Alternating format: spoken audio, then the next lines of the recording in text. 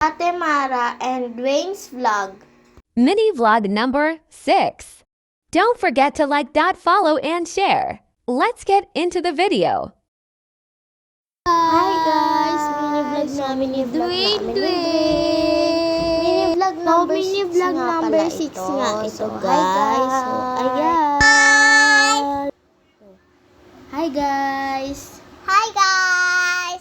I'm Dwayne. Hi guys! Ding ding! Mini-vlog number 6. Vlog number 6. Like ding ding! Vlog ni Dwayne daw. Ito na yung vlog na hinihintay nyo. Yung naglalaro kami. So, ayan guys. Dwayne mo po ka. Ay, muntik na mahulog yung... Ayan, nahuhulog pa yung payong. So, ayan guys. Napatay ko yung ipis. Yan.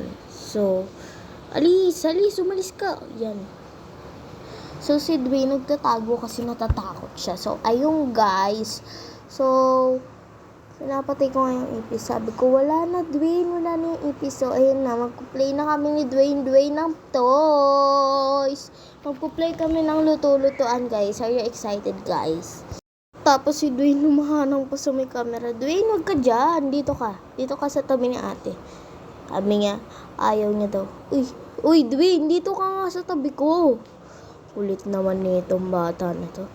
Guys, pagpasensyahan niyo na lang kapatid ko. Alam niyo naman yung mga bata, makukulit. Pagpasensyahan niyo na lang yan. Makulit talaga yan eh. So, ayun. Ayan guys. So, naghahinga ko. Dwayne, nasan ka na ba? Wait lang guys. May kinuha na ako. Ayun guys, may kinuha lang kami. Yung toy. Lika dito Dwayne. Come here. Hi guys. So, ayan. Dwayne, lika dito. Ang kulit naman nito. Hi. Love.